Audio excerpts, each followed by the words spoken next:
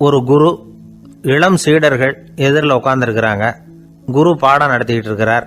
சீடர்களுக்கு ஒரு ஆசை, அதாவது ஒரு முக்கியமான மந்திரத்தை நம்ம குருநாதர்கிட்ட இருந்து கற்றுக்கணும் அப்படிங்கிறது அவங்க ஆசை. அது என்ன மந்திரம்னா, இறந்தவரை உயிர்ப்பிக்கக்கூடிய புனித மந்திரம், அதாவது செத்தவங்களுக்கு மீண்டும் உயிர் உண்டாக்குகிற மந்திரம். குருவே, தயவு பண்ணி அந்த மந்திரத்தை எங்களுக்கு உபதேசிக்கணும் அப்படின்னு கேட்டாங்க. அது ரொம்ப ஆபத்தானது, அது என்னத்துக்கு உங்களுக்கு வேண்டாமேன்னாராம் குரு. எங்களுடைய நம்பிக்கை உறுதிப்படுறதுக்காகத்தான் கேட்குறோம், வேற ஒன்றும் இல்லை அப்படின்னாங்களாம் சீடர்கள். பக்குவப்படாத அறிவுங்கிறது ரொம்ப ஆபத்தானது அப்படின்னாராம் குரு. இது சீடர்களுக்கு புரியல. அது எப்படிங்க பக்குவப்படாத அறிவு ஆபத்தானதுன்னு சொல்றீங்க, அப்படின்னா என்ன அப்படின்னு கேட்டிருக்காங்க சீடர்கள். குரு அதுக்கு விளக்கம் கொடுத்தாராம். அந்த மந்திரத்தை எப்போ பயன்படுத்தணுங்கிறது முக்கியம். அதை அறியக்கூடிய ஞானம் ஏற்படுகிற வரைக்கும் அதை தெரிஞ்சுக்காம இருக்கிறது தான் நல்லது, இல்லைன்னா ஆபத்துன்னாராம். ஆனால் அந்த சீடர்கள் அதை கேட்குற மாதிரி இல்லை, ரொம்ப பிடிவாதம் பண்ண ஆரம்பிச்சுட்டாங்க. சரி வாங்க சொல்கிறேன்னார் குரு. எல்லாரும் வந்தாங்க. அந்த புனித மந்திரத்தை அவங்களுக்கு ரகசியமாக உபதேசம் பண்ணார். உபதேசம் பண்ணிவிட்டு அவங்களுக்கு எச்சரிக்கையும் கொடுத்தார். இந்த மந்திரத்தை நல்லா ஆராய்ச்சி பார்த்ததுக்கு அப்புறம் தான் உச்சரிக்கணும், அவசரப்பட்டு எதுவும் செஞ்சிடக்கூடாது அப்படின்னு ஒரு தடவைக்கு பல தடவை எச்சரிக்கை கொடுத்தார். சரின்னு சொல்லிவிட்டு அவங்கெல்லாம் மந்திரத்தை கற்றுக்கிட்டு எழுந்திரிச்சு போயிட்டாங்க. ஒரு நாள் அந்த சீடர்கள் எல்லாம் மணற்பாங்கான இடத்துல அப்படியே நடந்து போயிட்டு இருக்கிறாங்க. ஒரு பாலைவன பகுதி மாதிரி ஒரு இடம். அங்கே ஒரு இடத்துல எலும்புகள் குவியலாக கிடந்தது. உடனே இந்த சீடர்கள் முன்ன பின்ன யோசிக்காம, தியானமும் பண்ணாம, அந்த மந்திரத்தோட பயனை சோதிச்சு பார்க்கணும் அப்படின்னு நினச்சிக்கிட்டு அந்த மந்திரத்தை உச்சரிக்க ஆரம்பிச்சிட்டாங்க. அவ்வளவுதான். உடனே என்னாச்சு தெரியுமா, அந்த எலும்புகள் எல்லாம் ஓநாய்களாக மாறி அவங்கள துரத்த ஆரம்பிச்சுட்டுது. சீடர்கள் எல்லாம் தலைதெறிக்க ஓட ஆரம்பிச்சுட்டாங்க. ஓநாய்களும் விடலை, அவங்கள துரத்தி பிடிச்சி கடிச்சு கொதற ஆரம்பிச்சுட்டுது. அப்போதான் அந்த சீடர்களுக்கு குரு சொன்ன அறிவுரையோட அர்த்தம் புரிஞ்சுது. பக்குவப்படாத அறிவு ஆபத்தானது அப்படிங்கிறது. அதனால இதுலேருந்து நாம் தெரிஞ்சுக்க வேண்டியது என்னன்னா, நாம் நம்ம அறிவை வளர்த்துக்கிட்டா மட்டும் போதாது, அந்த அறிவை எப்போ எப்படி பயன்படுத்தணும் அப்படிங்கிற பக்குவமும் நமக்கு வரணும். அப்போ தான் வாழ்க்கை நல்லபடியாக அமையும், இல்லைன்னா இடைஞ்சல் தான். இந்த காலத்தில் சில சின்ன பிள்ளைங்களுக்கே அறிவு ரொம்ப பக்குவப்பட்டிருக்குங்கிறத உணர முடியுது. ஒரு சின்ன பையன் பள்ளிக்கூடத்தில் மார்க் லிஸ்ட் கொடுத்தாங்க, வாங்கிக்கிட்டு அவசரமாக வீட்டுக்கு ஓடினான். எதிரில் வந்த ஒருத்தர் கேட்டார், என்ன அவசரம், ஏன் இப்படி வேகமாக ஓடுறேன்னார். எங்கள் அம்மா கிட்ட அடி வாங்கணும், அதுக்காக தான் ஓடுறேன்னா. அடி வாங்கிறதுக்கா இவ்வளவு அவசரம்னார் அவர். அப்படி இல்லைங்க, நான் போகிறதுக்குள்ளே எங்கள் அப்பா வீட்டுக்கு வந்துட்டாருன்னா அவர்கிட்ட அடி வாங்க வேண்டியிருக்கும், அதை அவாய்ட் பண்ணுறதுக்காக இப்படி ஓடுறேன் அப்படின்னு நானா அந்த பையன். இந்த உலகத்தில் எல்லாருக்கும் மகிழ்ச்சி தரக்கூடிய ஒரு பொருள் எது? இது ஒரு முக்கியமான கேள்வி. இந்த கேள்விக்கு பொருத்தமான ஒரு பதிலை உங்களால் சொல்ல முடியுமா? அதாவது கொஞ்சம் யோசித்து பார்த்தா பணம்னு சொல்லலாமா? இப்போ கையில் காசு இல்லாதவங்ககிட்ட ஒரு 10 ரூபாயை கொடுத்தா அது அவனுக்கு சந்தோஷத்தை கொடுக்கும். ஏற்கனவே வருமான வரி பிரச்சனையில் சிக்கி இருக்கிறவர்கிட்ட இன்னும் கொஞ்சம் பணம் இருந்தாங்கன்னு சொல்லி கொடுத்தோம்னா அது அவருக்கு சங்கடத்தை தான் கொடுக்கும். அதனால் அந்த கேள்விக்கு பணம்ங்கிறது பொருத்தமான பதிலாக இருக்க முடியாது. கேள்வி என்னன்னா, இந்த உலகத்தில் எல்லாருக்கும் மகிழ்ச்சி தரக்கூடிய ஒரு பொருள் எது? சரி, இனிப்புன்னு சொல்லலாமா? ஏன்னா எல்லாருக்கும் இனிக்க தானே செய்யும். அதுலேயும் ஒரு சிக்கல் இருக்குது. சர்க்கரை வியாதிக்காரங்களுக்கு அது என்ன சந்தோஷத்தையாக கொடுக்கும்? ஆக எல்லாருக்கும் வேறுபாடு எதுவும் இல்லாமல் மகிழ்ச்சியை கொடுக்கக்கூடியது வேற ஏதோ ஒன்று இருக்குது. அது என்னன்னு கண்டுபிடிக்கணும். அதுதான் இன்றைக்கி தகவல். இப்போ அதை கண்டுபிடிக்கணும்னா இந்த கதையை கேட்கணும். அது என்ன கதைன்னா, ஒரு ஊரில் ஒரு ராஜா இருந்தார். அவருக்கும் இதே சந்தேகம் வந்துட்டுது. அதாவது எல்லாருக்கும் இன்பம் தரக்கூடிய பொருள் எது அப்படின்னு. இதுக்கு பதில் தெரிஞ்சுக்கிறதுக்கு ஆசைப்பட்டார். சரி, அதுக்கு என்ன செய்யலாம்னு யோசனை பண்ணார்.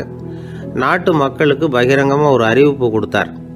நம்ம நாட்டு மக்கள் இன்பம் தரக்கூடிய பொருள் எதுன்னு நினைக்கிறாங்களோ அதை கொண்டுகிட்டு அரண்மனையில் உள்ள கண்காட்சி மண்டபத்தில் வைக்கலாம். அப்படி அவங்க வைக்கிற பொருள்களில் எது எல்லாருக்கும் இன்பம் தரக்கூடியதாக இருக்குமோ அதை வச்சவருக்கு 1000 பொற்காசுகள் பரிசு அப்படின்னு அறிவிப்பு கொடுத்துட்டார். ஜனங்கள் இந்த அறிவிப்பை கேட்டாங்க. அதுக்கப்புறம் சும்மா இருப்பாங்களா? 1000 பொற்காசுன்னா சும்மாவா? அவங்க கையில் என்னென்ன கிடைச்சதோ அதையெல்லாம் கொண்டாந்து அரண்மனை காட்சி மண்டபத்தில் வச்சுட்டாங்க. அதுக்கப்புறமா ராஜா அங்கே வந்தார். ஒவ்வொன்றா பார்த்துக்கிட்டே வந்தார். முதல்ல ஒரு குயில் இருந்தது, இனிமையாக பாடக்கூடிய குயில். இந்த குயிலோட இன்னிசை எல்லாருக்கும் இன்பம் தரக்கூடியது தான். இருந்தாலும் காது கேட்காதவங்களுக்கு இந்த இசை எப்படி இன்பம் தர முடியும்? அதனால் இது சரியில்லைன்னு விட்டார். அடுத்தபடியாக போனார். அங்கே என்ன வச்சுருக்குறாங்கன்னு பார்த்தா ஒரு அழகான மயில் அங்கே தோகை விரித்து ஆடிக்கிட்டு இருக்குது. இந்த மயிலோட ஆட்டம் மனசுக்கு இன்பம் தரக்கூடியது தான். இருந்தாலும் பார்வை இல்லாதவங்க இந்த ஆட்டத்தை பார்த்து ரசிக்க முடியுமா? முடியாது. அதனால் இதுவும் சரியில்லை அப்படின்னு சொல்லிவிட்டார். அதுக்கு அடுத்தபடியாக போனார். பல வகையான இனிப்பு பண்டங்களை வச்சுருந்தாங்க. பார்த்தார், வயசானவங்களுக்கும் நோயாளிகளுக்கும் இது இன்பம் தராது, துன்பம் தான் கொடுக்கும் அப்படின்னார். இப்படி ஒவ்வொன்றா பார்த்துக்கிட்டே போகிறார். அழகான மலர்கள், கனிகள், ஓவியங்கள் எதுவுமே பொருத்தமாக தெரியல. சகல பேருக்கும் இன்பம் தரக்கூடிய வகையில் எதுவும் இல்லை. கடைசியாக வந்தார். அங்கே ஒரு களிமண் பொம்மை இருந்தது. அது என்ன பொம்மை தெரியுமா? பசியால் வாடி இருக்கிற ஒருத்தருக்கு ஒரு அம்மா இனிமையாக பேசிக்கிட்டு சோறு போடுறது மாதிரி அந்த பொம்மையை செஞ்சுருந்தாங்க. அதுக்கு கீழே அன்பு அப்படின்னு எழுதியிருந்துதான். ராஜா பளிச்சுன்னு ஒரு முடிவுக்கு வந்தார். அந்த பொம்மையை செஞ்ச சிற்பியை வரவழைச்சார், பரிசு கொடுத்தார்.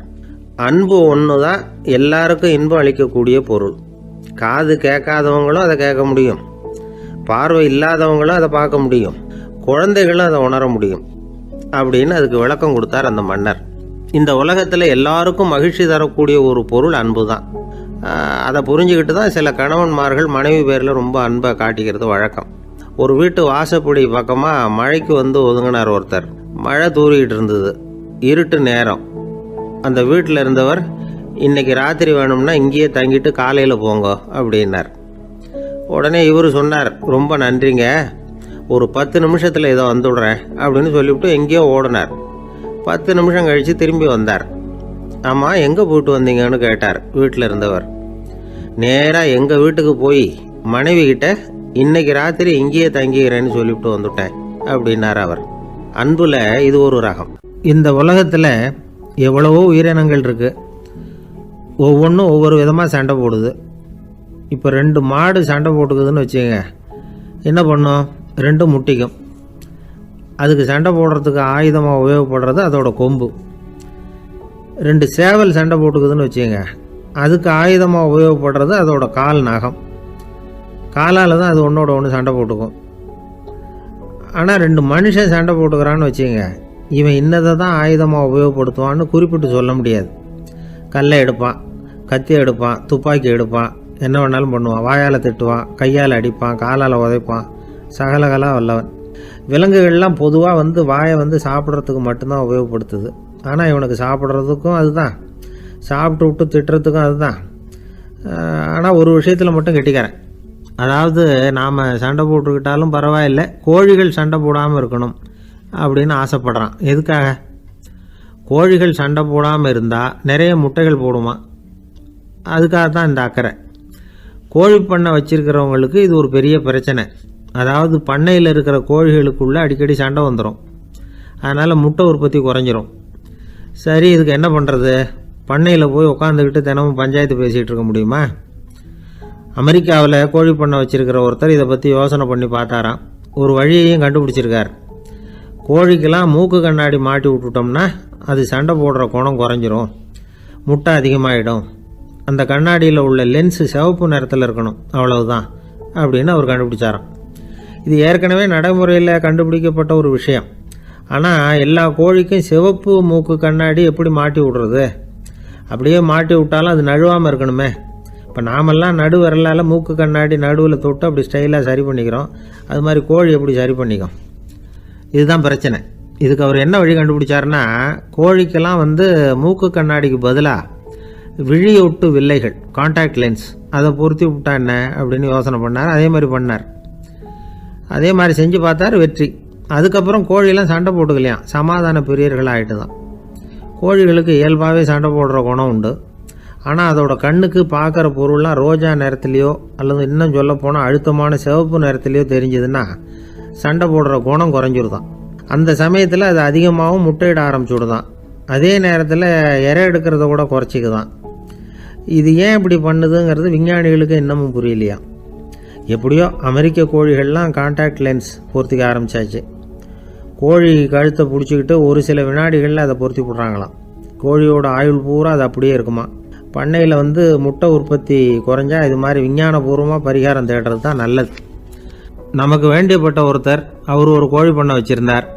அந்த பண்ணையில் பாதி கோழி திடீர்னு செத்து போச்சு. உடனே ஒரு கால்நடை மருத்துவர்கிட்ட போக வேண்டியது தானே.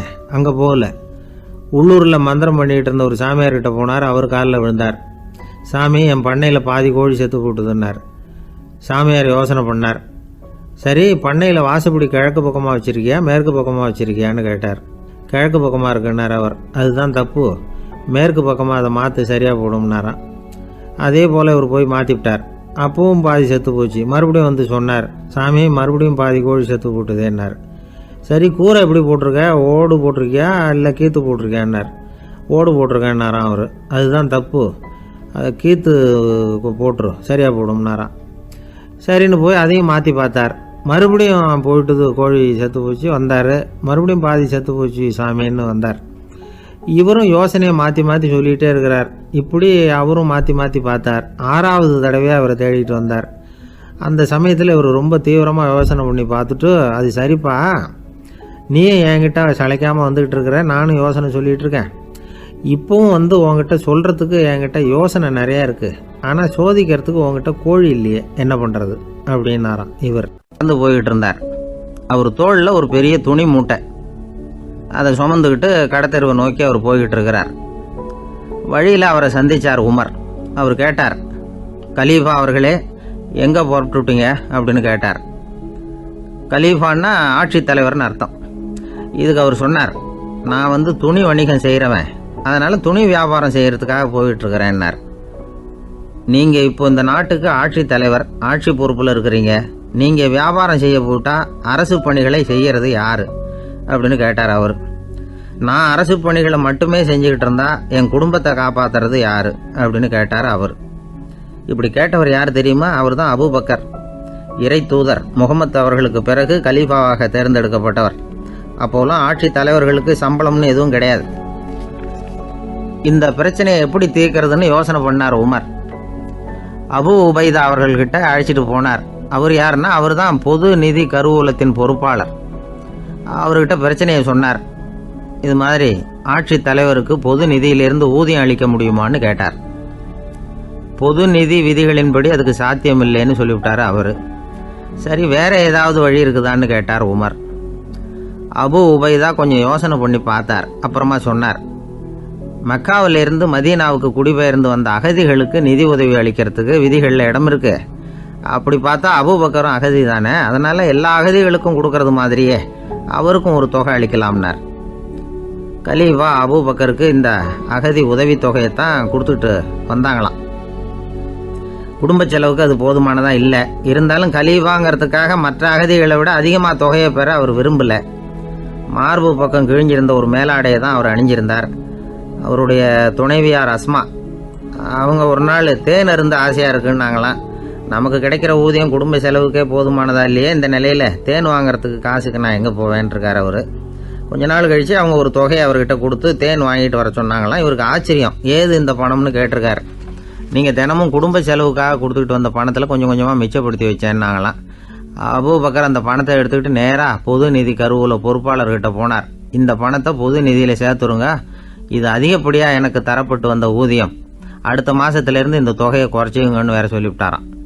பசியை தணிக்க தேவையான அளவு உணவு, ஒரு ஜோடி உடை, இதை தவிர கூடுதலாக மக்கள் பொது நிதியிலிருந்து வாங்கிக்கிறதுக்கு என் குடும்பத்தாருக்கு உரிமை இல்லை அப்படின்னு சொல்லி கண்டிப்பாக சொல்லிவிட்டாராம்.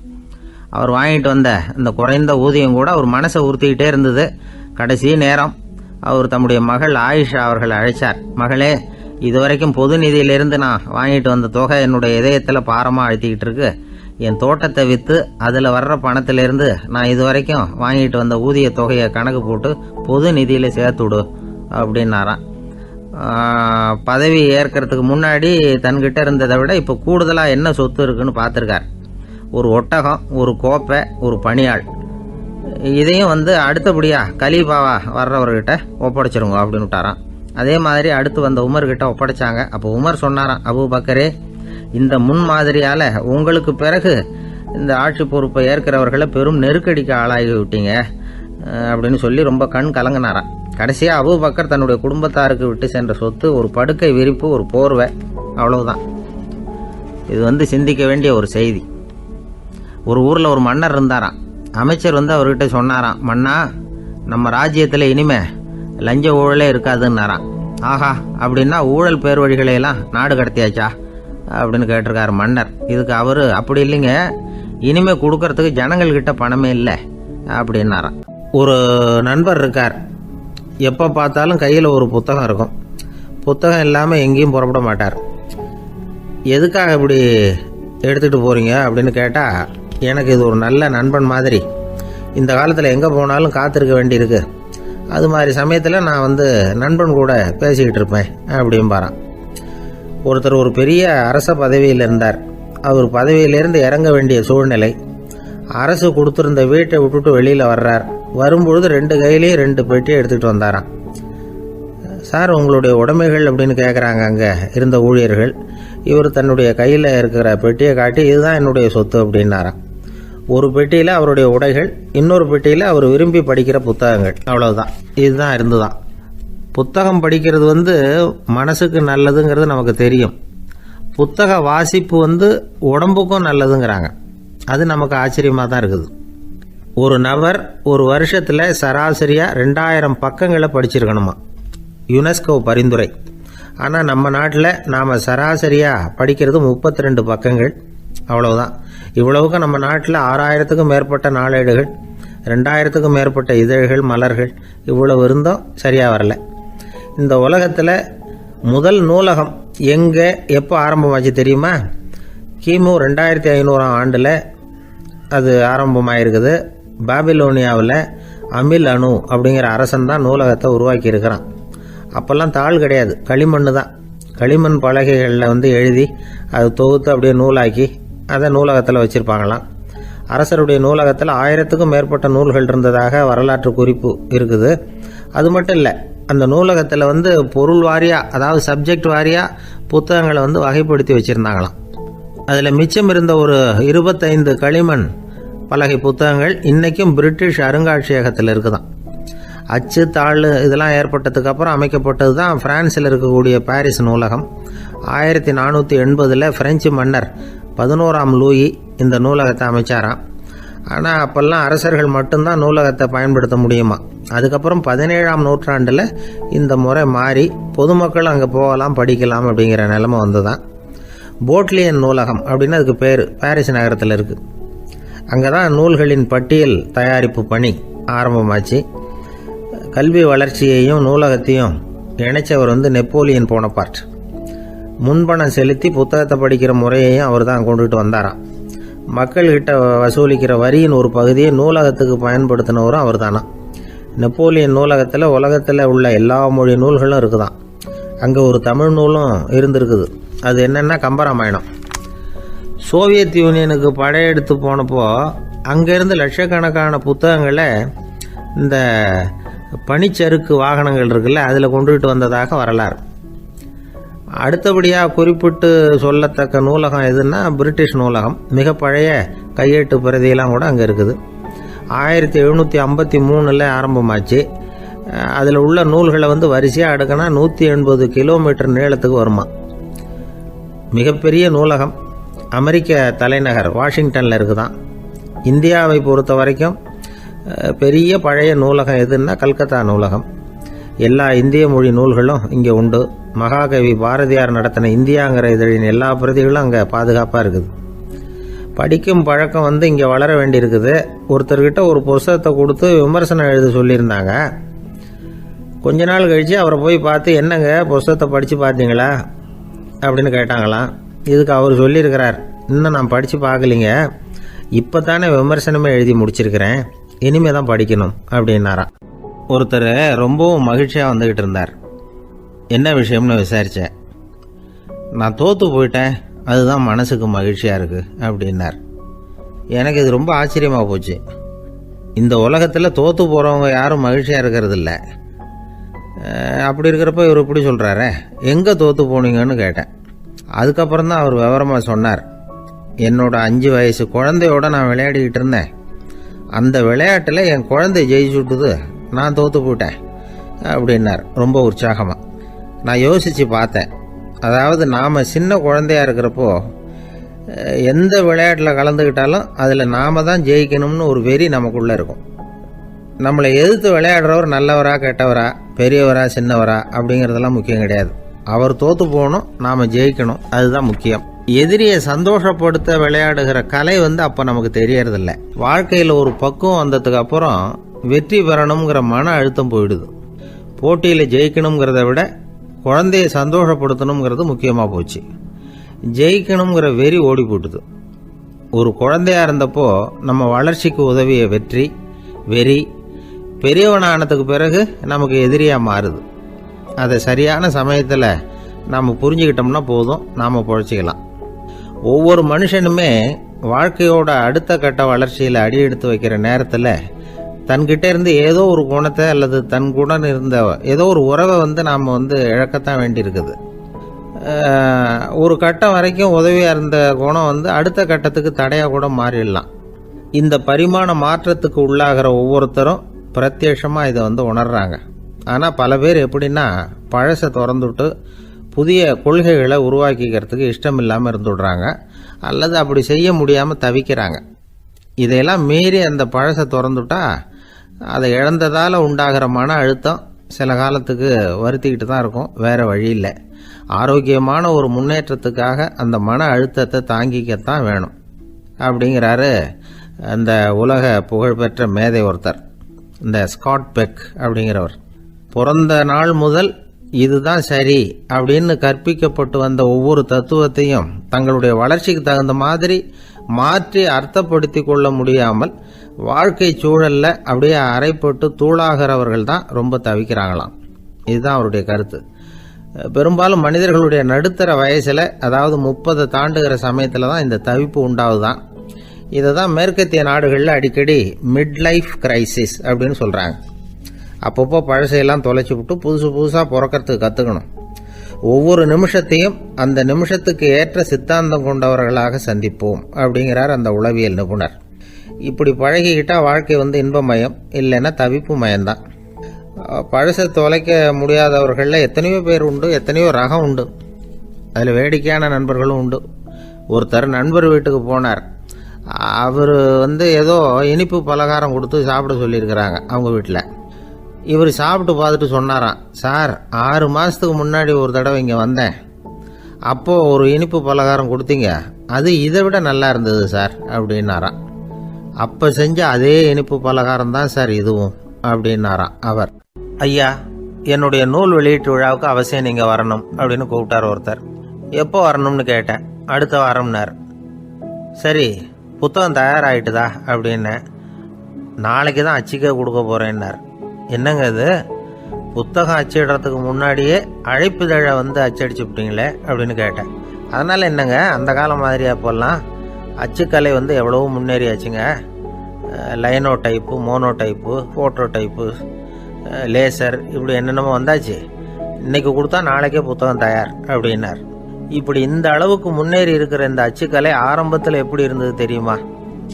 அந்த காலத்தில் காகிதம்னா என்னன்னே தெரியாது. அப்படி ஒன்று கண்டுபிடிக்கப்படவே இல்லை. அப்போல்லாம் எதையாவது ஒன்று எழுதணும்னா அதுக்கு ஆட்டு தோலை தான் பயன்படுத்தி இருக்கிறாங்க. கண்ணுக்குட்டி தோல் கூட அதுக்கு உபயோகப்பட்டு தான். ஐரோப்பாவில் இருந்த பாதிரியார்கள் தோலில் எழுதப்பட்ட புத்தகத்தை தயாரிக்கிறதுல ரொம்ப கெட்டிக்காரங்களாம். எகிப்து, அப்புறம் மத்திய தரைக்கடல் ஓரத்தில் உள்ள நாடுகள், இங்கெல்லாம் தோல் தான் எழுதுபொருளாக பயன்பட்டு வந்திருக்குது. ஆனால் நம்ம நாட்டில் ஓலைச்சுவடிகளை எழுத்துக்கு பயன்படுத்தி இருக்கிறாங்க. எழுதுறதுக்கு தோலை பயன்படுத்தினவங்க பிறகு பேப்பரைஸ் அப்படிங்கிற கோரை புல்லை அதுக்கு பயன்படுத்தினாங்களாம். இதெல்லாம் அப்படி கொஞ்சம் கொஞ்சமாக கண்டுபிடிச்சிட்டு வந்திருக்கிறாங்க. அந்த புல்லை கச்சிதமாக நறுக்க வேண்டியது, நல்லா பதப்படுத்த வேண்டியது, அதுக்கப்புறம் அதில் எழுத வேண்டியது, அவ்வளவுதான். பேப்பருங்கிற சொல்லே இந்த பேப்பைரஸ் அப்படிங்கிறதுலேருந்து வந்தது தான். அதுக்கப்புறம் தான் காகிதம் வந்தது. இதை முதல்ல சீன நாட்டில் தான் கண்டுபிடிச்சாங்க. அது வந்த பிறகு அச்சு எந்திரம் கண்டுபிடிக்க வேண்டிய அவசியம் ஏற்பட்டது. அதை கண்டுபிடிச்சவர் ஜெர்மானிய அறிவியல் அறிஞர் ஜான் கூட்டன்பர்க். அச்சு கலைக்கு அடித்தளம் அமைச்சவர் அவர் தான். ஜெர்மனியில் மெயின்ஸ் அப்படிங்கிற ஊரில் 1399 பிறந்தார். அவரோட மாமன் ஒருத்தர் உலோக வேலையில் வல்லவர். அவர்கிட்ட அந்த வேலையை கற்றுக்கிட்டார். அதோட வைர கற்களை வந்து பட்டை தீட்டுறதுலையும் ரொம்ப தேர்ச்சி பெற்றிருந்தார். இளம் வயசுலேயே சும்மா இருக்க மாட்டாராம். எதை செஞ்சாலும் அதை திறமையாக செய்வாராம். அவர் தான் முதல்ல மர அச்சு எழுத்துக்களை உருவாக்கினார். அது மேலே மை தடவி பிரதிகள் எடுத்தார். அதுக்கப்புறம் உலோக எழுத்துக்கள், முதல்ல காரியம், அப்புறம் இரும்பு, அப்புறம் கலப்பு உலோகம், பிறகு அச்சடிக்கிறதுக்கு எந்திரம் ஒன்றையும் உருவாக்கினார். முதல்ல பைபிள் அச்சடித்தார்.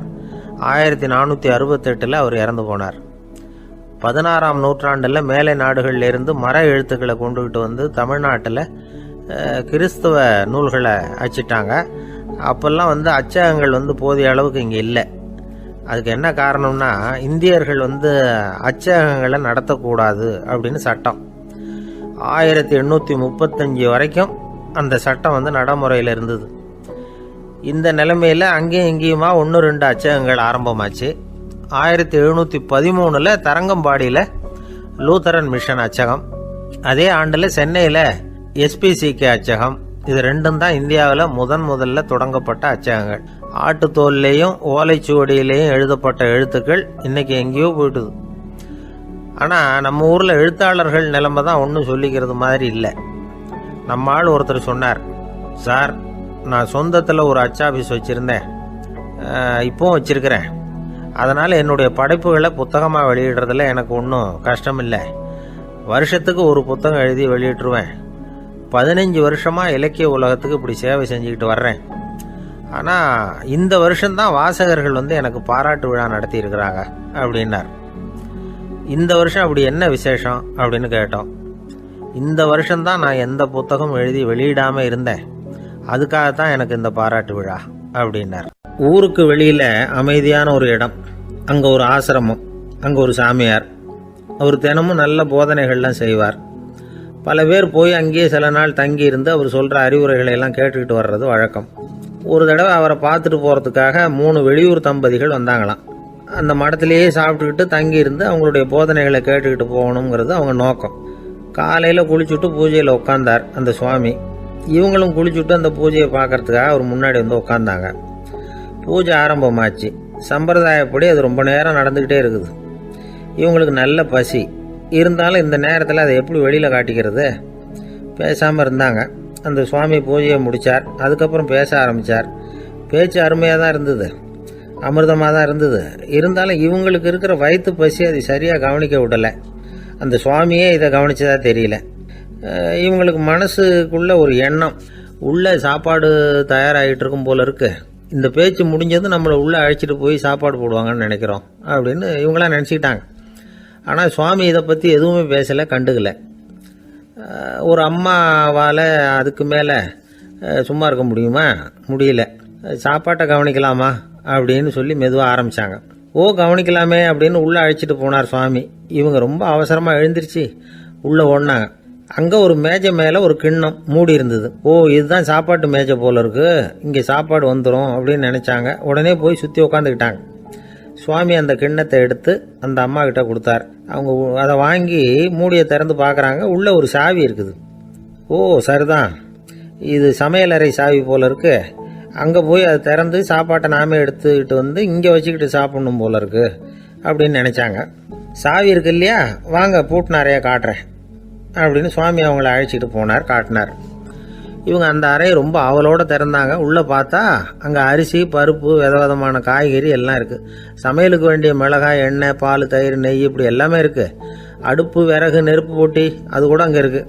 சாப்பாடு தயாராக இருக்கும்னு நினச்சிக்கிட்டு போனால் இப்படி இருக்குதே அப்படின்னு சொல்லி அதை பார்த்ததும் ரொம்ப சோர்ந்து போட்டாங்க அவங்க. சுவாமி, என்ன இது சாப்பாடு இல்லையா அப்படின்னாங்க. அதுதான் சாப்பாட்டுக்கு வேண்டிய எல்லாம் இங்கே இருக்குதே, அடுப்பு மூட்டி நீங்கள் தான் அவங்கவுங்க ருசிக்கு தகுந்த மாதிரி சமைச்சிக்கணும். இந்த சன்னியாசிக்கு எப்படி சமைக்க தெரியும் அப்படின்னு கேட்டார் சுவாமி. சாப்பாடு தயாராக இருக்கும்னு நாங்கள் எதிர்பார்த்தோம் அப்படின்னாங்க. நீங்கள் இப்படி சொல்லுவீங்கன்னு நானும் எதிர்பார்த்தேன். இது வரைக்கும் நான் எவ்வளவோ தத்துவம்லாம் எடுத்து சொன்னேன். எல்லாத்தையும் விட இதுதான் அனுபவபூர்வமான தத்துவம். ஆண்டவன் நமக்கு நல்ல மனசை கொடுத்துருக்குறான், நல்ல வாய்ப்புகளையும் தந்திருக்கிறான், அதையெல்லாம் பயன்படுத்திக்கக்கூடிய மூளையையும் சிந்தனையையும் கொடுத்துருக்குறான். அதனால் அடுப்பை தான் நீங்கள் மூட்டணும், அடுப்பை நீங்கள் தான் மூட்டணும், உங்களுக்கு உகந்ததை நீங்கள் தான் சமைச்சு ருசித்து அனுபவிக்கணும். ஆண்டவனே அதை செஞ்சிகிட்டு இருக்க மாட்டான் அப்படின்னாராம் அந்த சுவாமி. நம்முடைய வாழ்க்கையில் பல நல்ல பலன்களை பெறறதுக்கு நாம தான் முயற்சி பண்ணணும். அதுக்குரிய சூழ்நிலையை தான் ஆண்டவன் கொடுப்பானே தவிர அதை விளக்கறதுக்காக தான் அந்த சுவாமி அப்படி செஞ்சு காட்டியிருக்கிறார். இது ஒரு பெரியவர் இப்படி ஒரு விளக்கம் கொடுத்தார். அதுக்கப்புறம் அந்த 3 தம்பதிகளும் தெளிவடைஞ்சுட்டாங்களாம். நாம் தெளிவடைகிறது எப்போங்கிறது தான் தெரியல அப்படின்னு பல பேர் இதை கேட்டுட்டு சொல்லிட்டு இருக்கிறாங்க. இந்த கதையை நம்முடைய நண்பர் ஒருத்தர்கிட்ட சொன்னேன். அந்த நண்பர் ரொம்ப சந்தோஷப்பட்டார். நீங்கள் சொல்கிறது கரெக்டு சார், ஆனால் நான் அதை விட ஒரு படி மேலே சார். எனக்கெல்லாம் அரிசி பருப்பு இருக்கிற ரூம் எதுன்னு கையை காட்டிட்டா போதும், உடனே கிண்ணத்துலேருந்து சாவியை எடுத்து கொடுக்கணுங்கிற அவசியம்லாம் இல்லை எனக்கு. அப்புறம் எப்படி ரூமை திறந்துருவீங்க அப்படின்னு கேட்டேன். பூட்டை உடைச்சி திறந்துருவேன், அதுதான் எனக்கு பழக்கம் அப்படிங்கிறார். ஒரு காலத்தில் பிரஷ்யா அப்படின்னு ஒரு தேசம் இருந்தது. இப்போ ஜெர்மனி இருக்குல்ல, இதோட பெரும்பகுதி ஒரு காலத்தில் பிரஷ்யாங்கிற பேரில் இருந்தது. அப்போ அதுக்கு அரசராக இருந்தவர் மகா ஃப்ரெடரிக், அதாவது ஃப்ரெடரிக் தி கிரேட் அப்படின்னு சொல்லுவாங்க. அந்த ராஜாவுக்கு ஒரு சந்தேகம். நாம் பல வகையான வரிகளை விதித்து வசூல் பண்ணுறோம், அப்படி பண்ணி வருமானம் குறைஞ்சிக்கிட்டே போகுதே, இதுக்கு என்ன காரணமாக இருக்கும்? இதுதான் அவருக்கு ஏற்பட்ட சந்தேகம். ஒரு சமயம் அந்த அரசர் தம்முடைய அமைச்சர்களையும் பிரபுக்களையும் தளபதிகளையும் கூப்பிட்டு ஒரு விருந்து வச்சார். விருந்து முடிஞ்சதும் அவங்கள பார்த்து இந்த சந்தேகத்தை கேட்டார். வரிகள் அதிகமாக விதித்து வருமானம் குறையறதுக்கு என்ன காரணம் அப்படின்னு கேட்டார். பல பேருக்கு இதுக்கு சரியாக பதில் சொல்ல தெரியல. அனுபவசாலியான ஒரு தளபதி எழுந்திருச்சார். அரசே, அது எப்படிங்கிறத இப்போ உங்களுக்கு காட்டுறேன்னார். உடனே ஒரு பெரிய பனிக்கட்டி ஒன்றை தன்னுடைய கையில் எடுத்தார். அதை அப்படியும் எப்படியும் திருப்பி பார்த்தார். அப்புறம் அடுத்தவர்கிட்ட கொடுத்தார். அவர் அதை அப்படியும் எப்படியும் திருப்பி பார்த்துட்டு அடுத்தபடியாக இருந்தவர்கிட்ட கொடுத்தார். இப்படியே இதை ஒவ்வொருத்தராக பார்த்துட்டு ஒவ்வொரு கையாக மாறி கடைசியில் மன்னர் கைக்கு போய் சேர்ந்தது. மன்னர் கைக்கு அந்த பனிக்கட்டி போய் சேர்ந்தப்போ அது கொஞ்சம் கொஞ்சமாக உருகி ஒரு பட்டாணி கடலை சைஸுக்கு ஆயிட்டுது. மன்னர் யோசனை பண்ணார், வரி அதிகமாக போட்டாலும் வந்து சேர்றது குறைவாக இருக்கிறதுக்கு என்ன காரணம் அப்படிங்கிறது அவருக்கு புரிஞ்சு போச்சு. காலம்தான் மாறிட்டு இருக்கே தவிர இந்த கையூட்டு வாங்குற பழக்கம் மாறினதாக தெரியல. இன்னொரு ராஜா இருந்தார். அவர் தன்னுடைய ராஜாங்கத்தில் லஞ்ச ஊழலே சுத்தமாக இருக்கக்கூடாது அப்படின்னு நினச்சார். அவர்கிட்ட பல்வேறு துறைகளுக்கும் பொறுப்பாக இருந்த பல பேரும் ரொம்ப சுத்தமாகவும் நேர்மையாகவும் இருந்தாங்க. ஒரே ஒருத்தர் மட்டும் எல்லார்கிட்டையும் லஞ்சம் வாங்கிட்டே இருந்தார். அவரை வேறு வேறு துறைகளுக்கு மாற்றி பார்த்தாரு. அந்த ராஜா என்னென்னமோ பண்ணி பார்க்குறாரு. எந்த வேலையை கொடுத்தாலும் அதுலேயும் லஞ்சம் வாங்கிறதுக்கு ஒரு வழியை உண்டு பண்ணிக்குவார் அந்த ஆள். ராஜாவுக்கு இது ஒரு பெரிய தலைவலியாக போட்டுது. இவர் என்ன பண்ணுறது, இவருக்கு என்ன வேலையை கொடுக்கறது, கொஞ்சம் கூட லஞ்சம் வாங்கிறதுக்கு சான்ஸே இல்லாத ஒரு வேலையை கொடுக்கணும் அப்படின்னு திட்டம் போட்டார். ஒரு நாள் அவருக்கு அந்த உத்தரவும் போட்டுட்டார். அதாவது அவருக்கு என்ன வேலைன்னா, கடற்கரையில் தான் அவருக்கு ஆஃபீஸ். அங்கேயே இருந்துக்க வேண்டியது. தினமும் எத்தனை கடல் அலை கரையில் வந்து மோதுது அப்படிங்கிறத கணக்கு எடுத்து ராஜாவுக்கு தெரிவிக்க வேண்டியது. இதுதான் அவருக்கு வேலை. பேசாமல் அலையை எண்ணிட்டு உட்காந்துருக்கிட்டோம், அப்போவாவது அவர் லஞ்சம் வாங்குகிற சந்தர்ப்பம் இல்லாமல் போயிடும் அவருக்கு அப்படின்னு நினச்சார் ராஜா. இந்த ஆள் கடற்கரைக்கு போய் டியூட்டியில் ஜாயின் பண்ணிட்டார். ஒரே மாதத்தில் அங்கே சொந்தமாக ஒரு பிரம்மாண்டமான மாளிகை கட்டிவிட்டார். ராஜாவுக்கு இது பெரிய ஆச்சரியமாக போச்சு. அலையை என்ற வேலையில் அந்த ஆள் எப்படி பணம் சம்பாதிச்சார் அப்படின்னு விசாரித்து பார்த்தார் அக்கம் பக்கத்தில். அந்த ஆள் என்ன பண்ணியிருக்கிறாருன்னா, கடற்கரையில் போய் பொறுப்பு ஏற்றுக்கிட்ட உடனே அங்கே இருந்த மீனவர்கள்கிட்ட எல்லாம் இந்த கரையில் வந்து ஒரு நாளில் வந்து மோதுற அலைகள் எத்தனை அப்படின்னு கேட்டிருக்காரு. அது எப்படிங்க தெரியும்னு இருக்காங்க அவங்க. தினமும் அந்த எண்ணிக்கை தெரியணும். நம்ம ராஜாவுக்கு தினமும் அறிக்கை அனுப்பணும், டெய்லி ரிப்போர்ட்டு. தவறுனா நீங்கள் இந்த கடலில் போய் மீன் பிடிக்கிறதுக்கு ராஜாவோட அனுமதி கிடைக்காது அப்படின்ட்டுருக்காரு. உடனே மீனவர்களும் பயந்து போட்டாங்க. கடலுக்கு போகிறதுக்கு அனுமதி இல்லைன்னா பட்டினி கிடக்கிறது மாதிரி ஆகிடுமே. மெதுவாக அந்த ஆளுகிட்ட போனாங்க. காதோட காதாக சொன்னாங்க, ஐயா, எங்களால் வந்து கடல் அலையை வந்து எண்ண முடியாது. தினமும் எங்களால் முடிஞ்சதை உங்களுக்கு பணமாக கொடுத்துட்றோம். நீங்கள் தான் ராஜா கிட்ட சிபாரிசு பண்ணி நாங்கள் தொடர்ந்து மீன் பிடிக்கிறதுக்கு அனுமதி வாங்கி கொடுக்கணும் அப்படின்னு வேண்டிக்கிட்டாங்க. பணம் தினமும் வந்து சேர ஆரம்பிச்சுட்டுது. பதவியில் மற்ற பதவியோட இந்த பதவி எவ்வளவோ மேல் அப்படின்னு நினச்சிட்டோம் அந்த ஆள். அது மட்டும் இல்லை, தயவு பண்ணி என்னை இந்த இடத்த விட்டு மாற்றி விடாதீங்க சார் அப்படின்னு வேற கேட்க ஆரம்பிச்சிட்டானா. கிபி 1078 மார்ச் மாதம் 19 திங்கட்கிழமை அதிகாலை நேரம் ஒரு குழந்தை பிறந்தது. எங்க தெரியுமா? காஸ்பியன் கடலுக்கு தெற்கே பாரசீக மொழி வழங்கிய தபரிஸ்தான் மாநிலத்துல ஜீலான்கிற புனித நகர், அதோட புறநகர் பகுதியில உள்ள நீப்புங்கிற ஊர்ல தான் அந்த குழந்தை பிறந்தது. அந்த இடம் இப்போ ரஷ்யாவில் இருக்கு. அந்த குழந்தை யாருன்னு நினைக்கிறீங்க? அதுதான் முஹித்தீன் பெருமான். ஆன்மீக சாதனைகள் புரிந்த மகான் முஹித்தீன் ஆண்டகை தன்னுடைய 18வது வயசுல உயர்கல்விக்காக ஜீலான் நகரத்தை விட்டு பகுதாத் நகரத்துக்கு புறப்பட்டு போறார். இளம் பிராயம் தானே, அதனால துணைக்கு ஒரு வர்த்தக கூட்டத்தோட சேர்ந்து போயிட்டு இருக்கிறார். ரொம்ப தூரம் போகணும். ஒவ்வொரு இடமா தங்கி தங்கி போயிட்டு இருக்கிறாங்க. ஒரு இடத்துல ஒரு கொள்ளை கூட்டம் பயங்கரமான ஆயுதங்களோட அவங்கள வழிமறிச்சுட்டுது. அந்த வர்த்தக கூட்டம் வச்சிருந்த பொருள்களை எல்லாம் அவங்க பறிச்சு விடுறாங்க. இவங்களும் பயந்துகிட்டு இருந்தது எல்லாத்தையும் அவங்க கிட்ட கொடுத்துடுறாங்க. முஹைத்தீன் ஆண்டகை மட்டும் இதையெல்லாம் பார்த்துக்கிட்டு தனியா ஒதுங்கி நிற்கிறார். ஒரு 18 வயசு பையன் மட்டும் இப்படி தனியா அநாத சிறுவன் மாதிரி நின்றுட்டு இருக்கிறத அந்த கொள்ளை கூட்டத்தில் இருந்த ஒருத்தன் பாக்குறான். கிட்ட நெருங்கி வர்றான். அலட்சியமாகவும் கிண்டலாகவும் உங்ககிட்ட ஏதாவது இருக்குதா அப்படின்னு கேட்கறான். இவங்கிட்ட என்ன இருக்க போகுது அப்படிங்கிற நம்பிக்கையில அவன் அப்படி கேட்கறான். உடனே இவரு இருக்குதே, என்கிட்ட 40 தீனார் இருக்கு அப்படிங்கிறார். இப்படி சொல்லியும் அந்த கொள்ளைக்காரனுக்கு நம்பிக்கை வரல.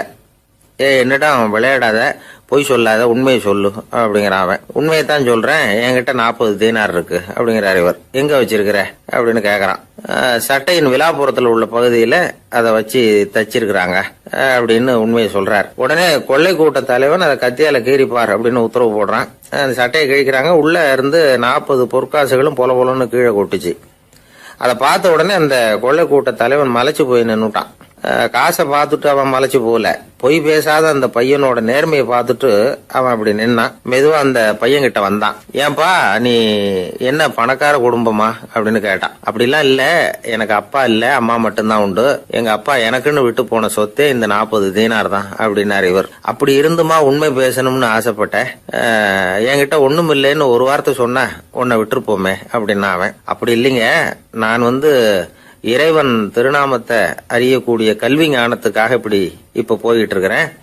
இறைவன் திருநாமத்தை உச்சரிக்க வேண்டிய நாவால பொய் பேசக்கூடாதுன்னு எங்க அம்மா சொல்லியிருக்கிறாங்க.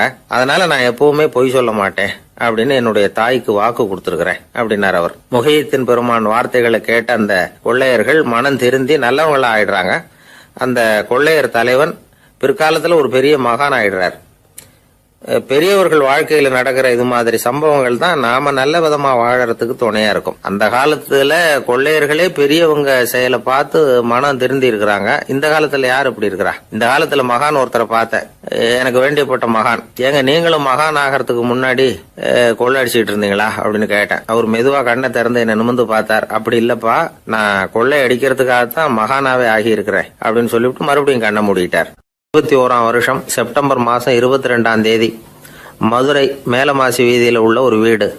அங்க அன்னைக்கு நடந்த ஒரு அற்புத நிகழ்ச்சி பின்னாடி உலக மக்களை எல்லாம் ஆச்சரியப்பட வச்சுது. இந்திய வரலாற்றிலேயே அது ஒரு முக்கியமான நிகழ்ச்சி. உலக மக்கள் கவனமெல்லாம் காந்திஜியின் பக்கம் திரும்புறதுக்கு காரணமா இருந்த நிகழ்ச்சி அது. கதர் துணி பிரச்சாரத்துக்காக காந்திஜி மதுரைக்கு வந்திருந்தார். சென்னை துணி வணிகர் சங்கத்தின் துணைத் தலைவர் ஒருத்தர் இருந்தார், ராம்ஜி கல்யாண் சேட்ஜி. அவருடைய வீடு மதுரை மேலமாசி வீதியில் இருந்தது. அந்த வீட்டில் தான் காந்திஜி தங்கியிருந்தார். அப்போது வயலுக்கு போகிற உழவர்கள்லாம் சின்ன சின்ன துண்டை இடுப்பில் கட்டிக்கிட்டு கலப்பையை தூக்கிக்கிட்டு தெருவில் நடந்து போகிறத கவனிச்சார். ஏற்கனவே சேலத்துக்கு தெற்க பல பகுதிகளில் ஆண்களும் பெண்களும் அறகுறை ஆடைகளோட உழைச்சிக்கிட்டு இருக்கிறத கண்ணால் கண்டிருக்கிறார் அவர். இந்தியரின் சராசரி உடை இவ்வளவு தான் அப்படிங்கிறத புரிஞ்சுக்கிட்டார். மனசை இன்னும் பண்ணியிருக்குது. ராத்திரி பூரா அதை பற்றியே யோசனை. 22/9/21 வியாழக்கிழமை காலையில் காந்திஜி எழுந்திருக்கிறார். அவர் கூட தங்கியிருந்தவங்களையெல்லாம் பார்த்து சொன்னார், இன்னையிலிருந்து அறையில் முழு அகல துண்டு தான் கட்டுவேன். குளிர் அதிகமாக உள்ள காலங்களில் மட்டும் போர்வை ஒன்றும் உபயோகப்படுத்துவேன். மற்றபடி மேலங்கியோ குல்லாவோ எதுவும் போட்டுக்க மாட்டேன். தற்காலிகமாக இந்த ஏற்பாட்டை 1 மாதத்துக்கு ஏற்றுக்குவேன். அதுக்கு பிறகு உசிதம் போல எண்ணி பார்த்து முடிவு பண்ணுவேன் அப்படின்னார். அவருடைய குரல் உறுதியாக இருந்துதான். உடனே செயலில் இறங்கினார். தம்முடைய 10 முழ வேட்டி, மேலங்கி, உள் சட்டை, குல்லா எல்லாத்தையும் களைஞ்சார். வேட்டியிலிருந்து ஒரு 4 முழ துணியை எடுத்துக்கிட்டார். இதுக்கு உதவி செஞ்சவர் அன்னைக்கு விருதுநகரில் பிரபல தொண்டராக இருந்த பழனிக்குமார பிள்ளை. வெட்டி எடுத்த துண்டை நீள வாக்கில் ரெட்டையாக மடித்தார். அதை இடுப்பில் துண்டு மாதிரி கட்டிக்கிட்டார். தலையில் சின்ன உச்சி குடுமி, அறையில் சின்ன துண்டு. அண்ணல் காந்தி ஆண்டி கோலத்தில் காட்சி அளிக்கிறார். கூட இருந்தவங்கள பார்த்து காரைக்குடிக்கு புறப்படலாமே அப்படின்னார். அவர் நண்பர்களும் சீடர்களும் திகைச்சு போய் நிற்கிறாங்க. இந்த விரதம் நிரந்தரமாக ஆயிடுமோங்கிற பயம் அவங்களுக்கு. எப்படியோ இந்த விவரம் ராஜாஜிக்கும் அன்னைக்கு பிரபலமாக விளங்கின தேசபக்தர் டாக்டர் TSS ராஜனுக்கும் எட்டுச்சு. உடனே 2 பேரும் ஓடி வந்தாங்க. வேண்டாமே இந்த கோலம் அப்படின்னாங்க. காந்திஜி தன்னுடைய முடிவில் உறுதியாக இருந்தார். ராஜாஜி என்னென்னமோ வாதமெல்லாம் பண்ணி பார்த்தார். உங்களுடைய வாதத்துக்கு என்னால் பதில் சொல்ல முடியல, இருந்தாலும் நான் செய்கிறது தான் சரிங்கிறதுல எனக்கு சந்தேகம் இல்லை. இன்னைக்கு அதிகாலை 3 மணி இருக்கும். நான் ஓரளவு விழிச்சுக்கிட்டேன். அதாவது உறக்கமும் விழிப்புமா இருந்த நிலையில எனக்கு இந்த எண்ணம் உண்டாச்சு. இது என்னுடைய அந்தராத்மாவின் ஆணை, அதை என்னால் மீற முடியாது அப்படின்னு சொல்லிவிட்டாராம் காந்திஜி. கதர் பிரச்சாரத்துக்காக காரைக்குடிக்கு கிளம்பினார். வாசல்ல 4 மோட்டார் வண்டிகள் காத்துக்கிட்டு இருந்தது. வீதியில் 2 பக்கமும் ஜனங்கள். காந்திஜி இடுப்பு துணியோட மோட்டார் வண்டியில ஏறினார். நண்பர்களும் சீடர்களும் மக்களும் உடல் சிலிர்க்க அந்த காட்சியை பார்க்குறாங்க. மோட்டார் வண்டி நகர ஆரம்பிக்குது. எப்பேற்பட்ட காட்சி அது! சுக்கநாத பெருமானியே கூலி ஆளாக்கிய மண், அப்படி ஆக்கி மண் சுமக்க வச்ச மதுரை இல்லையா, அந்த மதுரை தான் காந்திஜி துறவி கோலம் கொள்றதுக்கும் காரணமாக இருந்திருக்குது. இது இன்னைக்கு எத்தனை பேருக்கு தெரியும்? ஒரு தடவை காந்திஜி நேருவும் சுற்றுப்பயணம் செஞ்சாங்களாம். ஒரு இடத்துல நடந்து போயிட்டு இருக்கிறாங்க. குறுக்க ஒரு வாய்க்கால். நேரு என்ன பண்ணார் தெரியுமா? தன்னுடைய இளமை துடிப்பை காட்டுறதுக்காக கொஞ்சம் தூரம் பின்னாடி போய் அங்கேருந்து வேகமாக ஓடி வந்து அந்த வாய்க்காலை தாண்டினாராம். காந்திஜி அப்படி பண்ணல. பக்கத்தில் இருந்த பாலம் வழியா அந்த வாய்க்காலை கடந்து வந்தார். நேரு காந்திஜியை பார்த்து சிரிச்சுக்கிட்டே, என்ன மாதிரி நீங்களும் தாண்டி இருக்கலாமே அப்படின்னாராம். அதுக்கு காந்திஜி சிரிச்சுக்கிட்டே சொன்னாராம், 2 அடி முன்னேறதுக்காக 5 அடி பின்னாடி போறதா அப்படின்னாராம். ஒரு ஊர்ல ஒரு ராஜா இருந்தார். அந்த ராஜாவுக்கு ஒரு புள்ள. அந்த புள்ளைக்கு விவரமே தெரியாது. அவன் ஒரு முட்டாளுங்கிறது எல்லாருக்கும் தெரியும். ஆனாலும் அவன் தான் அடுத்தபடியாக ஆட்சிக்கு வர வேண்டியவன். ஆட்சி பொறுப்பை ஏற்க வேண்டிய ஒருத்தன் இப்படி இருந்தால் என்ன பண்ணுறது அப்படிங்கிறது எல்லாருக்கும் உள்ள கவலை. மன்னர் அமைச்சர்களை கூட்டினார். ஆலோசனை கேட்டார், என்ன பண்ணலாம்னு. இவனை இன்னொரு நாட்டு பல்கலைக்கழகத்துக்கு அனுப்பி பார்க்கலாம். அங்கே போய் படிச்சுட்டு வரட்டும். நிறைய படிச்சுட்டு நல்ல ஞானத்தோடு திரும்பி வரட்டும். அதுக்கப்புறம் பார்த்துக்கலாம் அப்படிங்கிறது அவங்க சொன்ன ஆலோசனை. மன்னருக்கும் அது சரின்னு தோணுச்சு. மகனை வெளி தேசத்துக்கு அனுப்பி வச்சார். இவனும் போனான். ஒரு பல்கலைக்கழகத்தில் சேர்ந்தான். நிறைய படித்தான். அதுக்கப்புறம் தந்தைக்கு ஒரு கடிதம் எழுதினான். தந்தையே, நான் நிறைய படிச்சுட்டேன், இனிமேல் நாடு திரும்பலாம்னு நினைக்கிறேன் அப்படின்னு எழுதினான். மன்னருக்கு ரொம்ப மகிழ்ச்சி. அதாவது புள்ள படிச்சுட்டான் அப்படிங்கிற ஆனந்தம். உடனே பையன் திரும்பி வர்றதுக்கு ஏற்பாடு பண்ணார். இளவரசன் நாடு திரும்பினான். அதை கொண்டாடுறதுக்காக அரண்மனையில் ஒரு பெரிய விருந்துக்கு ஏற்பாடு பண்ணியிருந்தாங்க. முக்கியமானவங்கள்லாம் அதில் கலந்துக்கிட்டாங்க. அந்த விருந்துக்கு முனிவர் ஒருத்தரும் வந்திருந்தார். அவர் இளவரசன் கிட்ட போய் உட்காந்து விசாரிக்கிறார். என்னப்பா, எப்படி படிச்சிருக்கிற அப்படின்னு கேட்டார். நிறைய படிச்சுட்டு வந்திருக்கிறேங்க அப்படின்னா அவன். என்னெல்லாம் படித்த அப்படின்னாரான். எல்லாத்தையும் விவரமாக சொல்லியிருக்கிறான். அவன் அப்படி சொல்லிட்டு இருக்கும் பொழுதே முனிவர் என்ன பண்ணார், தன்னுடைய மோதிரத்தை கழட்டி உள்ளங்கையில் வச்சு அப்படியே மூடிக்கிட்டாரான். அப்படியே கையை நீட்டி அவன் முன்னாடி காட்டினார். இந்த பாருப்பா, என் கைக்குள்ள என்ன இருக்கு சொல்லு பார்க்கலாம் அப்படின்னாரான். இளவரசன் ஒரு கணம் யோசிச்சான். அதுக்கப்புறம் உங்கள் கைக்குள்ள இருக்கிறது வட்டமான ஒரு பொருள், நடுவில் ஒரு துளை இருக்கும் அப்படின்னு நானான். முனிவர் திகைச்சு போட்டார். பையன் பெரிய அறிவாளி ஆகிட்டான் போல இருக்க அப்படின்னு நினச்சிட்டார். அதுக்கப்புறம் கேட்டார், சரி, என் கையில் இருக்கிறது வட்டமான பொருள், நடுவில் துளை இருக்குங்கிறத சொல்லிவிட்டேன், அதோட பேர் என்ன அதை சொல்லு அப்படின்னாரான். இளவரசன் கொஞ்சம் யோசனை பண்ணியிருக்கான். அப்புறம் சொன்னானா, முனிவரே, நான் படித்த விஞ்ஞானம் உங்களுக்கு பதில் சொல்கிறதுக்கு உதவலை, இருந்தாலும் பதில் சொல்கிறேன், அது ஒரு வண்டி சக்கரம் அப்படின்னானா. இப்போதான் முனிவர் யோசிச்சாராம். அவருக்கு புரிஞ்சுதான், அதாவது முட்டாளை படிக்க வைக்கலாம், ஆனால் சிந்திக்க வைக்க முடியாது அப்படிங்கிறத அவர் புரிஞ்சுக்கிட்டாராம். தகவல் அறிவு ஞானமாகாது அப்படிங்கிறார் ஓஷோ. ஏன்னா தகவல்கள் மாறுதலை ஏற்படுத்துறதில்லை, ஆனால் ஞானம்ங்கிறது மாறுதலால் உண்டாகக்கூடிய ஒன்று. அதுதான் ரெண்டுக்கும் உள்ள வித்தியாசம். மனம் சரியான வழிக்கு வரணும், அதுக்கப்புறம் படிக்கிற கல்வி தான் உண்மையான கல்வி.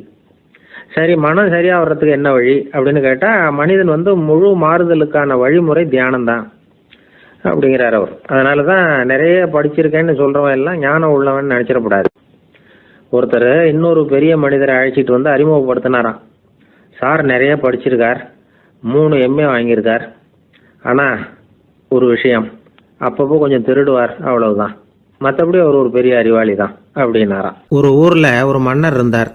அந்த ஊரில் அடிக்கடி சேவல் சண்டை நடக்கிறது வழக்கம். அரண்மனையில் ஒரு ஆள் இருந்தான். மன்னருக்காக அவன் ஒரு சேவல் வாங்கிட்டு வந்தான். சண்டை போடுறதுக்காக அந்த சேவலை தயார் பண்ணிகிட்டு இருந்தான். கொஞ்ச நாள் ஆச்சு. மன்னர் அந்த ஆளை கூப்பிட்டார். என்னப்பா சேவல் தயாராகிட்டுதா அப்படின்னு கேட்டார். இன்னும் அது தயாராகல மன்னா, இன்னும் வளரல, அதுக்கான தகுதி இன்னும் அதுக்கு வரல அப்படின்னா. எதனால் அப்படி சொல்கிறேன்னாரு. கோபம் ரொம்ப கடுமையாக இருக்குது அப்படின்னா.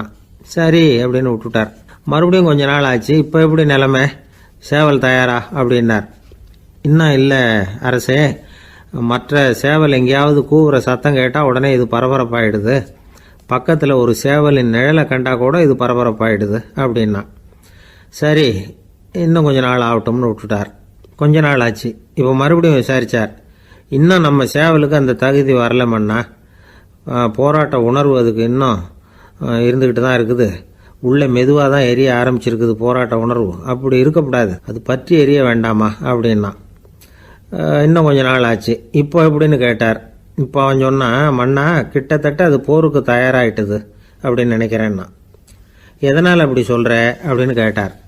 மற்ற சேவலின் குரலை கேட்டால் அது அசைகிறதே இல்லை, ஒரு பொம்மை மாதிரி ஆயிடுது. அதுக்கு உள்ள ஒரு நுட்பமான விழிப்புணர்வு வந்துட்டுது. அதனால் அது அமைதியாக இருக்குது, மௌனமாக இருக்குது. இனிமேல் அதுக்கு இணையான சேவலே கிடையாது. வெற்றி பெற அது போராட வேண்டிய அவசியமே இல்லை. அதை பார்த்த உடனே எதிரி சேவல்கள் பயந்துட்டு ஓடி போடும் அப்படின்னு சொன்னானா. அந்த சேவலை வளர்த்தவர் சி சிங் சு அப்படின்னு பேர். இந்த சுசுகி சொன்ன கதையும் அது. ஞானிகள் என்ன சொல்கிறாங்க தெரியுமா? அந்த சேவலின் ரகசியத்தை நீயும் கற்றுக்கொள், நீ அப்படி ஆயிடு, சண்டை போடாமலே வெற்றிகள் பெறுகிற நுட்பத்தை புரிந்துகொள். இதுதான் ஞானிகள் உபதேசம். ஒரு குருக்கிட்ட ஒருத்தன் போயிருக்கிறான். எனக்கு சண்டை போட கற்றுக் கொடுங்கண்ணா. அதுக்கு என்ன செய்யணும்னார். என்ன உங்கள் மாணவனாக சேர்த்துங்கண்ணா. சரி இப்போ உன்னுடைய பலம் என்னன்னு கேட்டிருக்கார். இப்போ நான் தனி ஆளாக இருந்து ஒரு 100 பேரை சமாளிப்பேன் நானா. சரி அப்படின்னா என்னுடைய மாணவனாக உன்னை சேர்த்துக்கிறேன்ருக்கார். சேர்த்துக்கிட்டார். 6 மாதம் பயிற்சி கொடுத்தார். அதுக்கப்புறம் இவனை கூப்பிட்டு கேட்டார், இப்போ உன்னுடைய திறமை எவ்வளவுன்னு. இப்போ நான் தனி ஆளாக இருந்து ஒரு 50 பேரை சமாளிப்பேன் நானா. இன்னும் உனக்கு பயிற்சி தேவைன்னாராம். தொடர்ந்து சில நுட்பங்களை எல்லாம் சொல்லி கொடுத்துருக்கிறார். 1 வருஷம் ஆச்சு. எல்லாத்தையும் கற்றுக் கொடுத்துட்டார். அப்புறம் கூப்பிட்டு கேட்டார், இப்போ உன்னுடைய திறமை எப்படிப்பா, எதிரிகள் எத்தனை பேரை உன்னால் சமாளிக்க முடியும்னாராம். அவன் சொன்னான், ஐயா எதிரிகளின் பலம் என்னங்கிறத புரிஞ்சிக்காம அதை நான் சொல்ல முடியாதுன்னு நானும். இனிமேல் உனக்கு பயிற்சி தேவையில்லை, போயிட்டு வான்னு அனுப்பி வச்சுட்டாரான். ஒரு உண்மையை நாம் புரிஞ்சுக்கணும். அதாவது அடிக்கிறதுக்கு நமக்கு துணிச்சல் தேவையில்லை, அடிக்காமல் இருக்கிறதுக்கு தான் துணிச்சல் தேவை. அடித்தா திருப்பி அடிக்கிறவன் மன உறுதி உள்ளவன் இல்லை, அடித்தா திருப்பி அடிக்காமல் இருக்கிறான் பாருங்க, அவன் தான் மன உறுதி உள்ளவன். ஒருத்தன் தலை திரிக்க வேகமாக ஓடிக்கிட்டு இருந்தான். நான் எங்கடா ஓடுற அப்படின்னா, எதுக்க வந்தவன். ஒரு சண்டையை நிறுத்தத்தான் இப்படி ஓடுறேன் அப்படின்ட்டுருக்கான். யாருக்கும் சண்டை, எனக்கும் இன்னொரு ஆளுக்கும் சண்டை அப்படின்னு நானா. அவன் எது ரொம்பவும் கஷ்டமான காரியம் அப்படின்னு கேட்டார் ஒருத்தர். ஒருத்தருக்கு ஒருத்தர் சண்டை போடாமல் இருக்கிறது தான் ரொம்ப கஷ்டமான காரியம் அப்படின்னு தோணுது. ஒரு நாட்டுக்கும் இன்னொரு நாட்டுக்கும் சண்டை, நாட்டுக்குள்ளேயே ஒரு குரூப்புக்கும் இன்னொரு குரூப்புக்கும் சண்டை. ஏன் சண்டை போட்டுக்கிறீங்கன்னு கேட்டு பாருங்கள். நாங்கள் சமாதானத்துக்காக தான் சண்டை போட்டுக்கிறோம் அப்படிம்பாங்க. வாழறதுக்காக பிறந்த மனுஷன் லட்சியத்துக்காக உயிரை விட தயார் அப்படின்னு சொல்லிகிட்டு இருப்பான். அப்படி உயிரை விடுறவங்கள நாமளும் பாராட்டுவோம். ஆனால் ஒன்றுமில்லாத விஷயங்களுக்கெல்லாம் சண்டை போடுறவங்களெல்லாம், அப்படிப்பட்டவங்களையும் சரி உயிரை விடுறவங்களையும் சரி என்னென்னு சொல்கிறது, யுத்தங்களாலேயும் சண்டைகளாலேயும் நாம் அடையிறது என்னங்கிறது ஒரு பக்கம் இருக்கட்டும், இழக்கிறது என்ன தெரியுமா, ஏராளமான உயிர்கள். ரத்தம் சிந்துறதுக்கு நான் தயார் அப்படின்னு மார்தட்டி சொல்லலாம். ஆனால் ரத்தம் சிந்தினா உயிர் காத்துக்கிட்டு இருக்க தயார் இல்லை. அதாவது உயிர் நமக்காக காத்துக்கிட்டு இருக்க தயார் இல்லை. இழக்கிற ரத்தத்தை ஈடுகட்டினா தான் உயிரை காப்பாற்ற முடியும். அதனால் இது சம்மந்தமாக ஆராய்ச்சி செய்கிற கட்டாயம் ஏற்பட்டு போச்சு. அதோட விளைவாக புதுசாக ஒன்றை கண்டுபிடிச்சிருக்கிறாங்க. அதுதான் செயற்கை ரத்த பொடி. இப்போ இந்த திடீர் சாம்பார் பொடி, திடீர் ரசப்பொடி, திடீர் காப்பி பொடி இப்படிலாம் சொல்கிறோம்ல, அது மாதிரி இது திடீர் ரத்த பொடி. இஸ்ரேல் ஒரு சின்ன நாடு, மக்கள் தொகை குறைச்சல், அதோட போர்கள் வேறு. அதனால் காயம்பட்டவங்களை காப்பாற்றியே தீர வேண்டிய கட்டாயம். காப்பாற்றணும்னா ரத்த இழப்பை தடுக்கணும். அப்படின்னா உடனடியாக புது ரத்தம் செலுத்தி ஆகணும். திடீர்னு ரத்தம் வேணும்னா எங்கே போகிறது? அதுவும் கிடைக்கிற ரத்தம் சேர்கிற குரூப்பாக இருக்கணும்.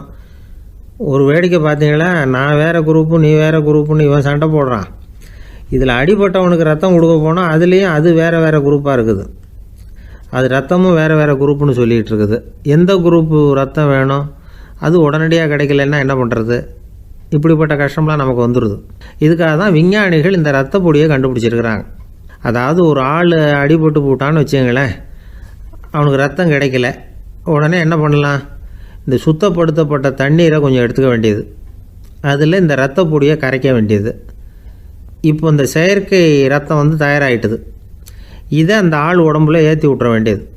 இயற்கையாக நம்ம உடம்பில் இருக்கிற ரத்தம் என்னென்ன வேலை செய்யுதோ அதே வேலையை இதுவும் செய்யும். அதாவது ஆக்சிஜனை உடம்புல எல்லா இடத்துக்கும் எடுத்துகிட்டு போகுது. அந்த வேலையை இந்த செயற்கை ரத்தமும் செஞ்சுருது. ஆனால் ஒரு விஷயம், இந்த செயற்கை ரத்தம் ஒரு அவசரத்துக்கு தான் உபயோகப்படுத்தலாம், ஒரு முதல் உதவி மாதிரி. அதை அப்படியே நிரந்தரமாக விட்டுற முடியாது. பின்னாடி வந்து தேவையான குரூப்பு உண்மையான ரத்தம் கிடைச்ச உடனே அதை செலுத்திக்கணும். உண்மையான ரத்தத்தை 20லேருந்து 40 நாள் வரைக்கும் தான் பாதுகாக்க முடியும். அதுவும் குளிர்பதன பெட்டியில். அதுக்குள்ளே உபயோகப்படுத்தலைன்னா அது வீணாக போயிடும். இந்த ரத்த பொடி அப்படி இல்லை, எவ்வளோ நாள் வேணும்னாலும் அப்படியே வச்சுருக்கலாம், குளிர்பதன பெட்டியும் தேவையில்லை. ஆனால் ஒன்று, இது தண்ணியில் கலந்து செயற்கை ரத்தமாக ஆக்கிவிட்டா அதோட வலு 72 மணி நேரம் தான், அதாவது 3 நாள். அதுக்குள்ளே அந்த ஆசாமியை எங்கேயாவது ஆஸ்பத்திரிக்கு தூக்கிட்டு போய் உண்மையான ரத்தத்தை கொடுத்துடணும். சண்டையில் அடிபடுறவங்க, சாலை விபத்தில் அடிபடுறவங்க, இவங்களுக்கெல்லாம் அவசரத்துக்கு கை கொடுத்து உதவுறது இந்த செயற்கை ரத்த பொடி. அதுக்கப்புறம் நாம் கொடுக்குற ரத்தம் தான் அவங்கள காப்பாற்றணும். இன்றைக்கி வந்து ரத்தத்தை தானமாக கொடுக்க தயாராக இருக்கிற நல்ல உள்ளங்கள் ஏராளம். எவ்வளவு ஆக்சிடெண்ட்டு, ஆப்ரேஷன், இதில் சம்மந்தப்பட்டவங்களை வந்து காப்பாற்றுறது நாம் தானமாக கொடுக்குற ரத்தம் தானே. ஒரு ஆக்சிடெண்ட்டு, ஒரு ஸ்கூட்டர் ஒரு ஆள் மேலே மோதி விட்டுது, பார்த்து வரக்கூடாதா அப்படின்னா அந்த ஆள், நீ தான் பார்த்து நடக்கணும், ஏன்னா 20 வருஷமாக நான் அந்த ஸ்கூட்டரை ஓட்டிகிட்டு இருக்கிறேன் அப்படின்னு நான் இவன். இதுக்கு அவன் சொன்னான், நீ தான் பார்த்து ஓட்டணும், ஏன்னா 40 வருஷமாக நான் இப்படி நடந்துக்கிட்டு இருக்கிறேன் அப்படின்னு நான். ஒருத்தர் அவசரமாக போய்கிட்டு இருந்தார். எங்கே போய்கிட்டு இருக்கீங்க அப்படின்னு கேட்டார் ஒரு பெரியவர். கடைக்கு போகிறேன் சார், சாமான் வாங்கிறதுக்கு அப்படின்னார். அங்கே போகிறதுக்கு முன்னாடி தெரிஞ்சிக்க வேண்டியதெல்லாம் தெரிஞ்சுக்கிட்டீங்களா அப்படின்னு கேட்டார் பெரியவர். கடைக்கு போய் காசை கொடுத்து ஒரு பொருளை வாங்கிட்டு வரப்போகிறோம், இதில் தெரிஞ்சிக்க வேண்டியது என்ன இருக்குது அப்படின்னார் அலட்சியமாக. இப்போ அந்த பெரியவர் பேச ஆரம்பித்தார். இந்த உலகத்தில் எந்த ஒரு செயலில் இறங்குறப்பவும் நாம் நல்லா ஆலோசனை பண்ண வேண்டிய விஷயம் 5 அப்படின்னார். உதாரணமாக, ஒருத்தன் கடைக்கு போய் ஏதோ ஒரு பொருளை வாங்கிட்டு வர போகிறான்னு வச்சுக்கோங்களேன். அப்போ கூட அவன் வந்து 5 விஷயங்களை பற்றி தெரிஞ்சுக்க வேண்டியிருக்குது அப்படிங்கிறார் அவர். முதல்ல அந்த பொருள் எப்படிப்பட்டது அப்படிங்கிறத தெரிஞ்சுக்கணும். 2வதாக தன்னை பற்றியும் தெரிஞ்சுக்கணும். அப்போ தான் அந்த பொருள் தனக்கு தேவையா இல்லையா அப்படிங்கிறத புரிஞ்சுக்க முடியும். 3வதாக தெரிஞ்சுக்க வேண்டியது ஒன்று இருக்குது. அது என்னென்னா, அந்த பொருளை அடையறதுக்கு வழி என்ன அப்படிங்கிறது தெரிஞ்சுக்கணும். அதாவது எவ்வளவு பணம் கொடுத்தா அது கிடைக்கும், இது மாதிரியான விஷயங்கள். 4வதாக அந்த பொருளை அடையிறது மூலமாக நாம் அடையக்கூடிய பயன் என்ன அப்படிங்கிறதையும் உணரணும். 5வது, அந்த பொருளை அடையிறதுல இருக்கக்கூடிய தடை எது அப்படிங்கிறதையும் நாம் தெரிஞ்சுக்கணும். பெரியவர் பேசுறது ஏதோ தத்துவம் மாதிரி தெரியுது இல்லையா? தத்துவம்தான். அதாவது இப்படி உலகியல் வாழ்க்கையில் சின்ன சின்ன விஷயங்கள்லேயே நாம் 5 விஷயங்களை தெரிஞ்சுக்க வேண்டி இருக்குது. அது ரொம்ப அவசியமாக இருக்குது. பேரின்ப நிலைன்னு சொல்கிறாங்கல்ல, அது மாதிரி பெரிய சமாச்சாரங்கள்லேயும் இந்த 5 விஷயங்களை நாம் தெரிஞ்சுக்க வேண்டியிருக்குது. அதுக்கு பேர் என்னன்னா அர்த்த பஞ்சகம். வைணவ சமயத்தில் அர்த்த பஞ்சகம்ங்கிறது ரொம்ப பெரிய விஷயம். கடைக்கு போகிறது மாதிரி கடவுளை பார்க்க போகிறப்போ நாம் 5 விஷயங்களை தெரிஞ்சுக்கணுமா. முதல்ல பரம்பொருள் அப்படிங்கிறது என்ன, அதோட தன்மைகள் என்ன, இதை தெரிஞ்சுக்கணும். இதுக்கு பேர் என்னன்னா பரமாத்ம ஸ்வரூபம் அப்படின்னு பேர். 2வது, நாம் யார், நம்மோட தன்மை என்ன அப்படிங்கிறத தெரிஞ்சுக்கணும். நான் யாருன்னு எனக்கே தெரியலங்கிறப்போ இதை நான் சொல்கிறேன்னு இது என்னுடையதுன்னு சொல்கிறது தப்பு தானே. அப்புறம் 3வது விஷயம், பரம்பொருளை நாம் அடையிறதுக்கு வழி எது, இதை தெரிஞ்சுக்கணும். இது வந்து உபாய ஸ்வரூபம் அப்படின்னு பேர். 4வது விஷயம், நாம் அடைய வேண்டிய பயன்கள் என்ன அப்படிங்கிறத தெரிஞ்சுக்கிறது. இதுக்கு புருஷார்த்தம் அப்படின்னு பேர். 5வது, அந்த பயனை வந்து அடைய விடாமல் தடுக்கிற தடைகள் யாவை அப்படிங்கிறத தெரிஞ்சுக்கிறது. இது வந்து விரோதி ஸ்வரூபம். இதைத்தான் தடையியல் அப்படின்னு சொல்கிறாங்க. அதாவது பரமாத்மாவை பற்றிய அறிவு, ஜீவாத்மாவை பற்றிய அறிவு, உபாயம் பற்றிய அறிவு, புருஷார்த்தம் பற்றிய அறிவு, இந்த 4 அறிவுக்கும் எதிரடையா, அதாவது அதையெல்லாம் தப்பாக புரிஞ்சுக்கிறதால உண்டாகக்கூடிய அறிவு விரோதி ஸ்வரூபம். என்ன இது தகவலில் ஏதாவது கதை சொல்லுவீங்கன்னு பார்த்தா ஏதோ தத்துவம் பேசிக்கிட்டு இருக்கிறீங்களே அப்படின்னு நினைக்கலாம். இதுவும் தெரிஞ்சுக்க வேண்டிய ஒரு பெரிய விஷயந்தான். காதில் போட்டு வச்சா எப்போவாவது உபயோகப்படும். என்னுடைய நண்பர் ஒருத்தர் ஒரு நாள் என்கிட்ட சொன்னார், சார் அடுத்த மாதம் தஞ்சாவூரில் ஒரு கல்யாணம், போகிறதா வேண்டாமா அப்படின்னு ஒரே குழப்பமாக இருக்குது அப்படின்னார். நான் உடனே இந்த அர்த்த பஞ்சக உபதேசம் பண்ண ஆரம்பித்தேன். அவர் எல்லாத்தையும் பொறுமையாக கேட்டுவிட்டு, சரி சார் நான் போகிறதுன்னு முடிவு பண்ணிவிட்டேன்னார். எப்படி இந்த முடிவுக்கு வந்தீங்க அப்படின்னு கேட்டேன். அவர் சொன்னார், சார் அந்த 2வது பாயிண்ட் ஒன்று சொன்னீங்களே, அதை புரிஞ்சுக்கிட்டதுக்கு அப்புறம்தான் இந்த முடிவுக்கு வந்தேன் அப்படின்னார். என்ன 2வது பாயிண்ட்டுன்னு? அதாவது தன்னை பற்றி புரிஞ்சுக்கணும் அப்படின்னு சொன்னீங்க. உடனே என்னை பற்றி புரிஞ்சுக்கிட்டேன், நான் யாருங்கிறது எனக்கு தெரிஞ்சுது. உடனே போகிறது தான் நல்லதுன்னு